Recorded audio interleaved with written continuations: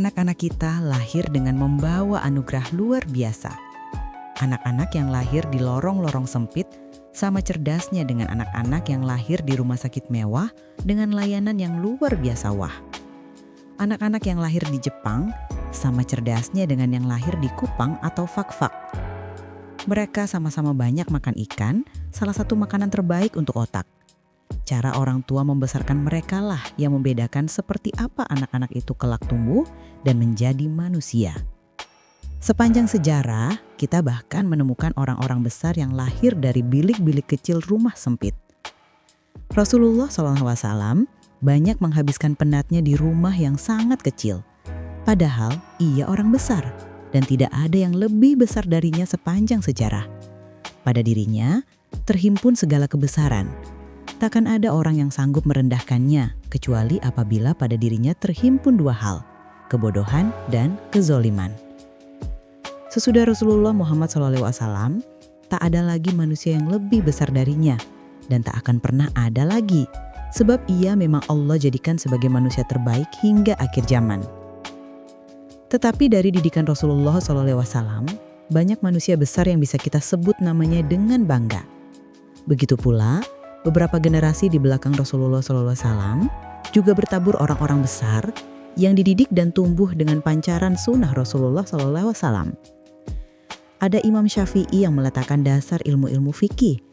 Ia dibesarkan dengan kemiskinan dan kepapaan, tetapi ibunya adalah orang yang sangat kaya ilmu dan iman. Ia selalu mengalirkan semangat dan arah hidup.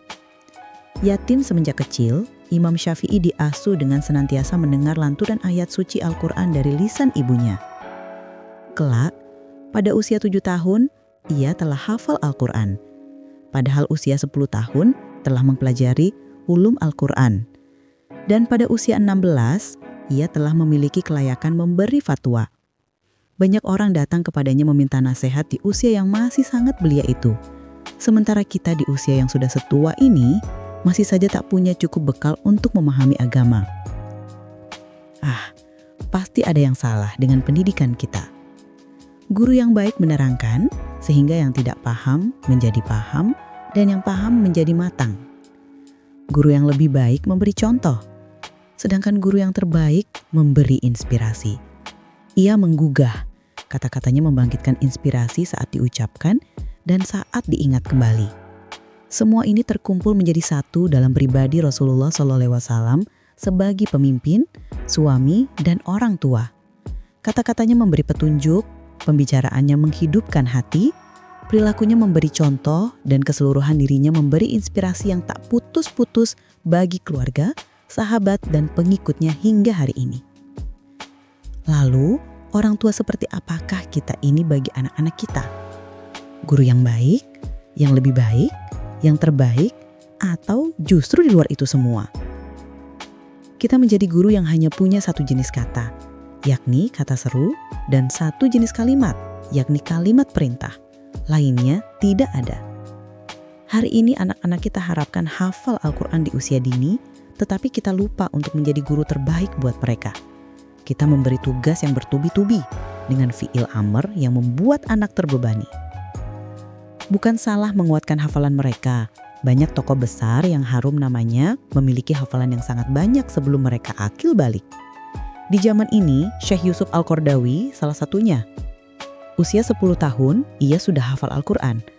Tetapi cara yang keliru dalam melatih hafalan membuat kemampuan berpikir dan menggunakan akal akan termatikan. Berbagai riset mutakhir tentang pembelajaran juga menunjukkan bahwa pengulangan yang aktif terhadap suatu materi akan menguatkan kemampuan otak dalam mengingat dan menggunakannya sebagai bahan berpikir. Pengulangan dengan cara diucapkan, meskipun secara lirih, bukan dalam hati, akan lebih mencerdaskan. Hal yang sama juga berlaku untuk membaca. Menyuarakan dengan lisan akan lebih bermanfaat dibanding membaca dalam hati. Tetapi mengulang semata-mata untuk menghafal tanpa menghayati makna akan menjadi kotoran data yang menumpulkan daya nalar kritis maupun kreatif anak. Ia juga menyebabkan anak mudah bosan dan kehilangan semangat.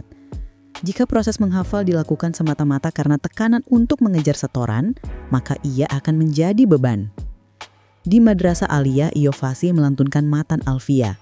Tetapi saat kuliah, ia lebih fasih memaparkan pemikiran Che Guevara daripada Ibnu Qayyim al-Jauziyah.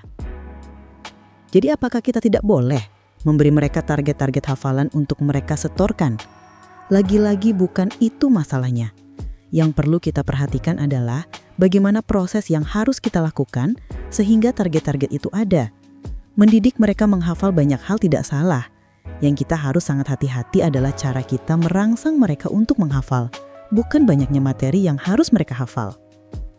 Dalam banyak hal, mau tidak mau kita harus bertemu dengan hafalan. Nama-nama unsur kimia tidak bisa tidak harus kita hafal. Tetapi menghafal haruslah berawal dari pemahaman dan kecintaan. Di luar itu, proses menghafal lahir dari semangat yang besar, bukan sebagai pembiasaan semata-mata.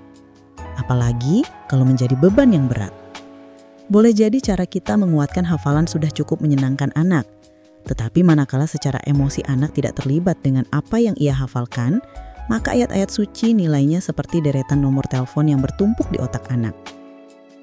Dalam keadaan seperti ini, banyaknya hafalan tidak mendekatkan anak pada Al-Quran sehingga mampu mengambil pelajaran setiap kali menghadapi gejolak kehidupan. Betapa banyak orang yang membaca Al-Quran tetapi sedikit sekali yang mengetahui isinya. Di antara sekian orang yang mengetahui isinya, sebagian kecil saja yang memahaminya. Dan di antara mereka yang memahami, sedikit saja yang bisa mengambil pelajaran dari Al-Quran. Ingin sekali saya membahas masalah ini lebih panjang, tetapi saya lihat diri saya termasuk dalam golongan orang-orang yang tidak memiliki pengetahuan tentang isi Al-Quran. Karena itu maafkanlah saya. Semoga Allah mencurahkan ilmunya kepada kita semua dan anak-anak kita serta keturunan kita seluruhnya. Allahumma amin. Kulihal, perbincangan tentang menghafal hanyalah satu contoh. Yang ingin saya perbincangkan pada pertemuan kali ini adalah terutama berkait dengan penggerak anak untuk belajar, termasuk di dalamnya menghafal. Kadang karena kuatnya keinginan untuk segera melihat hasil dari proses pendidikan yang kita berikan, alih-alih menyemangati, kita membebani anak. Kita mencecar mereka dengan latihan yang bertubi-tubi, tanpa memberi kesempatan bagi jiwanya untuk istirahat. Kita beri mereka tuntutan belajar yang sangat tinggi, bahkan di saat yang kita sebut sebagai istirahat. Akibatnya mereka suntuk.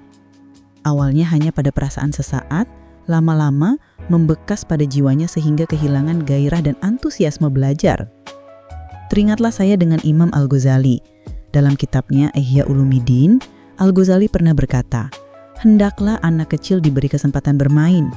Melarangnya bermain dan menyibukkannya dengan belajar terus akan mematikan hatinya, mengurangi kecerdasannya, dan membuatnya jemu terhadap hidup, sehingga akan sering mencari alasan untuk membebaskan diri dari keadaan sumpek ini. Hari ini terasa sekali betapa tepat nasihat Imam Al-Ghazali tersebut. Berbagai penelitian tentang pembelajaran telah mengajarkan kepada kita bahwa semangat yang menyala-nyala, budaya belajar, tujuan yang kuat dan proses belajar yang menyenangkan jauh lebih berharga daripada seberapa banyak yang mereka pelajari. Dalam keadaan bersemangat, menghafal 100 kalimat bukan hal yang berat. Tetapi dalam keadaan tertekan, 20 kalimat saja bisa membuat tenggorokan tersendak-sendak mengucapkannya. Diam-diam saya teringat penelitiannya Kathy Hirsch-Pasek. Guru besar psikologi di Temple University ini adalah satu-satunya orang yang pernah diizinkan oleh Glenn Doman untuk melakukan penelitian di Tibeter Baby Institute, Philadelphia, sebuah lembaga milik Doman yang memperkenalkan metode pembelajaran membaca sejak bayi. Hasilnya, anak-anak yang dilatih membaca ala Glenn Doman memang mampu membaca dengan cepat, tetapi segera menghilangkan antusiasme belajarnya begitu mereka mulai beranjak besar. Anak-anak itu juga cenderung mempunyai sikap yang kurang positif terhadap belajar dibandingkan anak-anak yang tidak dilatih untuk membaca sejak bayi. Mengomentari metode Glenn Doman, secara sinis ia berkata, bila tujuan hidup kita melatih penampil seperti anjing laut atau anjing di sirkus, maka itu yang kita lakukan dengan anak kita. Mereka akan belajar trik-trik itu. Anak-anak memang pintar, tetapi masa kecil tersia-siakan. Apakah mengajarkan membaca pada bayi tidak baik? Sama dengan masalah menghafal. Lagi-lagi bukan di situ persoalannya. Kita boleh mengajarkan membaca pada bayi. Mengenalkan kemampuan menulis pun bisa dilakukan semenjak usia 1 tahun, tetapi caranya harus tepat. Di atas itu semua, yang paling pokok adalah menumbuhkan semangat mereka dan merangsang gairahnya untuk belajar. Wallahu a'lam bishawab. Semoga bermanfaat. diangkat dari kolom parenting majalah Suara Hidayatullah yang ditulis Muhammad Fauzil Adim, ahli parenting Islam. Terima kasih untuk sudah like, subscribe, komen, dan share.